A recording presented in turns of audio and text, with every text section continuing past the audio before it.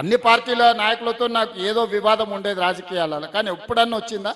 ఈ రోజు కూడా చిత్తశుద్ధితోని పనులు పూర్తి చేస్తాము, చేసే బాధ్యత నాది, మీరు సహకరించండి అని మీకు విజ్ఞప్తి చేస్తాను. Sir, BRS has leveled an allegation saying that you have neglected PRLIS for last 2.5 years, and today's revision is just an eyewash.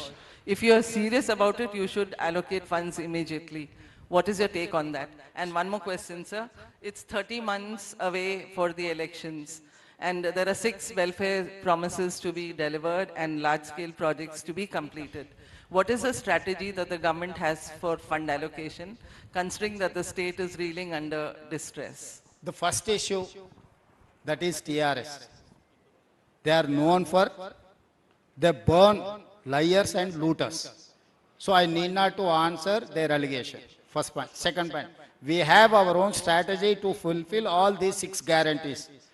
Have you seen Sannabiyam, Indirama Illu, 200 units free power, Mahalakshmi bus free ride, Grohalakshmi and 500 rupees cylinder? All these are my 6 guarantee schemes.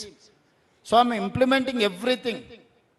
Last week I have inaugurated 1,25,000 Indirama houses, complete state.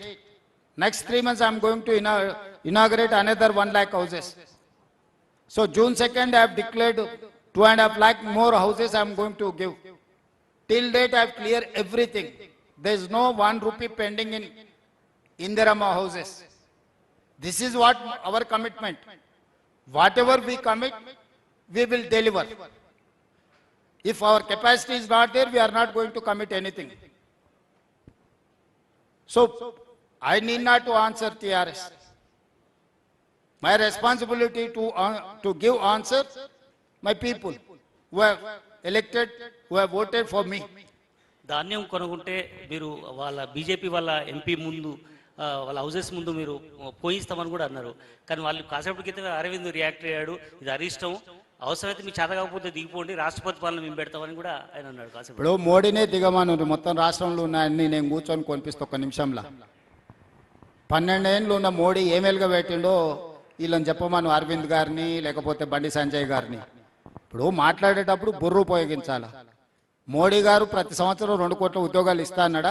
12 ఏళ్ళు అయింది, 24 కోట్ల ఉద్యోగాలు ఇచ్చిండా? పేదవాళ్ళ ప్రతి ఖాతాలో Swiss బ్యాంకులో నల్లధనం తెచ్చి 15 లక్షల రూపాయలు ప్రతి పేదోడి ఖాతాలో వేస్తా అన్నాడా? వేసిండా? నీ ఖాతాలు పడ్డాయా నరేందర్? పోనీ ఇక్కడ రాములు గారి ఖాతాలు పడ్డాయా? ఆయన కూడా పేద ఆయనే కదా. ఇట్లాంటి ఒక 50 చెప్తా నరేంద్ర మోడీ గారు ఇచ్చిన అష్యూరెన్సెస్ రైతుల ఆదాయాన్ని 2 ఇంతలు చేస్తా అన్నాడు. చేసిండా? పండించింది కొంటలేడు. తక్షణమే నరేంద్ర మోడీ గారిని దిగిపోమని, రాహుల్ గాంధీ గారిని నా కుర్చీలో కూర్చోబెట్టి ఇవన్నీ ఫుల్ఫిల్ చేపిస్తాను. నేను తెలివి తక్కువ మాటలు మాట్లాడితే తెలివిగా జవాబు ఇవ్వడం మాకు రాదని వాళ్ళు అనుకుంటే వాళ్ళ అమాయకత్వం. నువ్వు దిగిపో, నేను చేస్తాను. నువ్వు ఇప్పుడు ఎన్నికైన దానికి 8 మంది ఎంపీలు ఇచ్చారు, 2 కేంద్ర మంత్రులు. ఏం పని చేస్తారో సమాధానం చెప్పుండ్రు. ఇవాళ 75 లక్షల మెట్రిక్ టన్స్ ఎల్ఎంటీ మనం ప్రొక్యూర్ చేస్తే వాళ్ళు ఎంత కొంటురు? 50 లక్షలు కొంటురు. మిగతా 25 లక్షలు ఎవరింట్లో పోయాలా? ఎవరి నెత్తి మీద పోయాలి? 6-7 వేల కోట్ల రూపాయలు అదనపు భారం ఇప్పుడు అవి కొన్నందుకు. మేము అది భారం అనుకోలేదే, బాధ్యత అనుకున్నాం. రైతులు పండించిన చివరి గింజ వరకు ఒట్లు కొంటామన్నాం, కొన్నాం. మొక్కలు కనీస మద్దతు ధర వాళ్ళు ప్రకటించారు, ఒక్క గింజనన్న కొన్నారా? జొన్నలు కనీస మద్దతు ధర ప్రకటించారు, ఒక్క గింజనన్న కొన్నారా? పొద్దుతిరుగుడు ఇత్తనాలు ఒక్క గింజనన్న కొన్నారా? అంటే ఢిల్లీలో కూర్చొని కనీస మద్దతు ప్రకటించి ఇక మీ సాగు మీరు సాగుపోండి అని ఇదేం పెద్ద తెలివితేటలు అనుకుంటున్నారా వాళ్ళు? నాకు అర్థం కావట్లేదు. అందుకే చెప్పిన 15 తారీఖు లోపల మా సేకరణ మొత్తం అయిపోద్ది. 75 లక్షల మెట్రిక్ టన్నుల ప్యాడీ కొనకపోతే అప్పుడు చెప్తాం వాళ్ళ సంగతి. నేను ఉత్తమ్ కుమార్ రెడ్డి గారు ఎన్నిసార్లు పోయి వచ్చినాం ప్రహ్లాద్ జోషి దగ్గరికి, మీరే చూసిండ్రు కదా. సో కిషన్ రెడ్డికి, ధర్మపురి అరవింద్ గారికి, బండి సంజయ్ గారికి బాధ్యత లేదా? రాష్ట్ర ప్రభుత్వంలో రైతులు పండించిన పంట ఇప్పుడు యూరియా ఇంత షార్టేజ్ వస్తుంది. మన రాష్ట్రంలో ఉన్న రామగుండం యూరియా మనకి ఇవ్వకుండా పక్క రాష్ట్రాలకు ఇస్తారు. ఇది న్యాయమా? పోనీ వీళ్ళ చేతగాంతనం కాదా? కనీసం వీళ్ళు 8 మంది ఉండ్రు, పోయో మంత్రి దగ్గర కూర్చొని అయ్యా బయట నుంచి ఇచ్చేది ఇచ్చిపెట్టు, మా రాష్ట్రంలో ఉత్పత్తి అవుతున్న రామగుండంలో ప్లాంట్లో ఉత్పత్తి అవుతున్న యూరియా మాదన్న మాకు ఇవ్వండి అని అడగాలి కదా. అడిగే ధైర్యం కూడా లేదు కదా. తెచ్చే సంగతి దేవుడు ఎరుగు. ఈడ పొంకనాలు కొడతారేంది? మా దగ్గర పొంకనాలు కొడితే ఏమొస్తుంది? 12 ఏళ్ళు అయింది. 3 సార్లు అయిండు నరేంద్ర మోడీ ప్రధానమంత్రిగా. మీరు జవాబు చెప్పకుండా మేము ఏదైనా ప్రశ్నిస్తే మీరు దిగిపోండి మేము చేస్తామని. నరేంద్ర మోడీ గారిని దిగిపోమని ఇమ్మీడియట్ గా రాహుల్ గాంధీ గారిని కూర్చోబెట్టి రాష్ట్రంలో పాలమూరు రంగారెడ్డి ఎత్తిపోతల పథకాన్ని జాతీయ ప్రాజెక్టు ప్రకటింపజేస్తా, ఈ రాష్ట్రంలో పండించిన ప్రతి గింజ కేంద్ర ప్రభుత్వంతో కొనిపించే పని చేస్తా, మోడీ గారిని దిగమని తక్షణమే రాహుల్ గాంధీ గారిని చేద్దాం, ఎట్లా ప్రభుత్వాన్ని ఏ విధంగా నడపాలో నడిపించి చూపిస్తాం. ఏ భాషలు రాసిండు? ఇంగ్లీష్లో రాసిండు రాములు గారు. నాకైతే ఇంగ్లీష్లో వచ్చింది, తెలుగుది రాలే.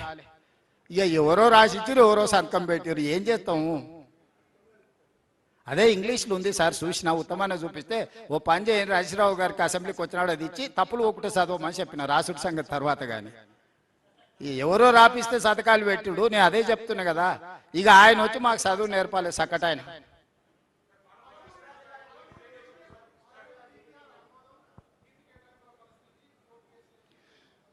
ఇప్పుడే చెప్పిన కదా, పక్క రాష్ట్రంతో చర్చలు జరుగుతున్నాయి, తొందరలోనే వాటిని పరిష్కరించుకుంటాం. తప్పకుండా మంచి వార్త మీకు వినిపించబోతున్న తొందరలోనే.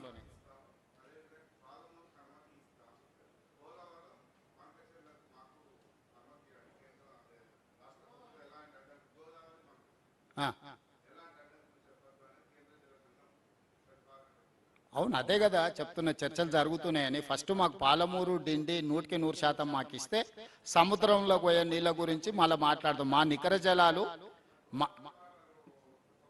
ఎట్లా తక్కువ పడతాయి? ఎవరు చెప్పారు తక్కువ పడతాయని?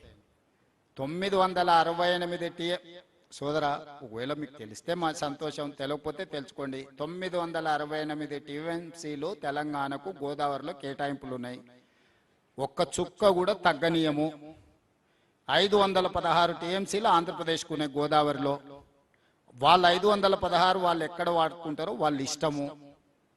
ఇప్పుడు కృష్ణానదిలో బచావత్ ట్రిబ్యునల్ ఇష్యూ మన ట్రిబ్యునల్స్లో పెండింగ్ ఉన్నాయి కాబట్టి ఇప్పుడు ఏ రాష్ట్రానికి ఎన్ని నీళ్లు కేసీఆర్ గారు 299 మాకు చాలు, 512 మీరు తీసుకెళ్ళండి అని ఒక మరణ శాసనం రాసిండు. కృష్ణా పరివాహక ప్రాంతానికి శాశ్వతంగా సంతకం పెట్టొచ్చిండు.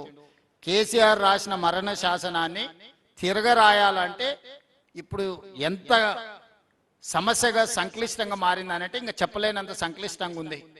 అందుకే ఈరోజు నికర జలాల కేటాయింపులు పాలమూరు రంగారెడ్డికి 90 టీఎంసీలు, డిండి 20 టీఎంసీలు మావి మాకు ఎన్ఓసి ఇస్తే అప్పుడు మీ ప్రాజెక్టుల గురించి చర్చ, లేకపోతే చర్చించే సమస్యనే లేదు అనేది మొదటి విషయం. రెండవది, గోదావరిలో నికరంగా తెలంగాణ రాష్ట్రానికి కేటాయించిన 968 టీఎంసీల కేటాయింపులో ఒక చుక్క కూడా కాంప్రమైజ్ అయ్యే క్వశ్చనే లేదు. మన 968 మనం ప్రాజెక్టులు కట్టుకొని మనం వాడుకున్న తర్వాత సముద్రంలోకి పోయే నీళ్ళు ఏం లెక్క అప్పుడు తేలుతుంది.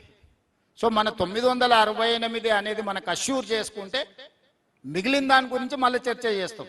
వాళ్ళు గోదావరి నుంచి తీసుకొచ్చి బనకచెర్లలో పోసుకుంటారా, నల్లమల్ల సాగర్లో పోసుకుంటారా, ఇంకో దగ్గర పోసుకుంటారా, ఇది మన సమస్య కాదు. మన సమస్య ఏంది? మన కేటాయింపులు మనకు ఖచ్చితంగా రావాలి. మనకి ఏం కావాలనో చూడండి. వాళ్ళు ఏం చేసుకుంటారు అనేది మనకెందుకు? పక్కింట్లో కోడి కోసుకున్నారా లేకపోతే కుందేలు కోసుకున్నారా మనకెందుకు? కనీసం మనం పప్పన్నమన్న మనది చక్కగా ఉందా లేదా మనం చక్కదిద్దుకోవాలి. పక్కింట్లో కోడి కూర వాసన వస్తుందని చెప్పి వానింటి మీద బురద పోసి ఇట్లాంటివి కేసీఆర్ కావాలా? ఆయనకి పంచాయతీ తెగొద్దు. ఈ పంచాయతీని అడ్డం పెట్టుకొని రాజకీయంగా ప్రయోజనం పొందాలనే స్వార్థంతో ఉన్నాడు తప్ప నాది సింపుల్. నేను మొదటి నుంచి చెప్తున్నా, నీకు పంచాయతీ కావాలన్నా పరిష్కారం కావాలంటే నేను పరిష్కారం కోరుకుంటా. పరిష్కారం దొరికినప్పుడు పంచాయతీ ఎట్లాగూ ఉంటుంది. పంచాయతీ చేస్తే పరిష్కారం అయితే అని కూడా పంచాయతీ చేసైనా పరిష్కారం చేసుకుంటా. నీళ్ళ విషయంలో నాకు చాలా స్పష్టత ఉంది. అది గోదావరి కావచ్చు, కృష్ణా కావచ్చు, ఏదైనా కావచ్చు.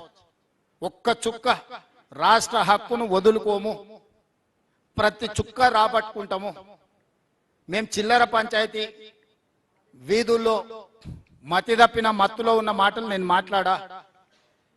నేను వ్యూహాత్మకంగా ఎత్తుగడలతోని మనకు రావాల్సిన ప్రతి చుక్క నీటి హక్కులను నేను కాపాడుకునే బాధ్యత మేమందరం తీసుకుంటాం. ఉత్తమ్ కుమార్ రెడ్డి గారు, నేను నిరంతరం. ఇలా కేంద్ర ప్రభుత్వం మాట చెప్పిందంటే దాని అర్థమైంది ఎవరు ఒత్తిడి ఉంది? కేంద్ర ప్రభుత్వము పాలమూరు రంగారెడ్డికి మీరు ఎన్ఓసి ఇస్తే తప్ప మీరు మాట్లాడడానికి లేదు అని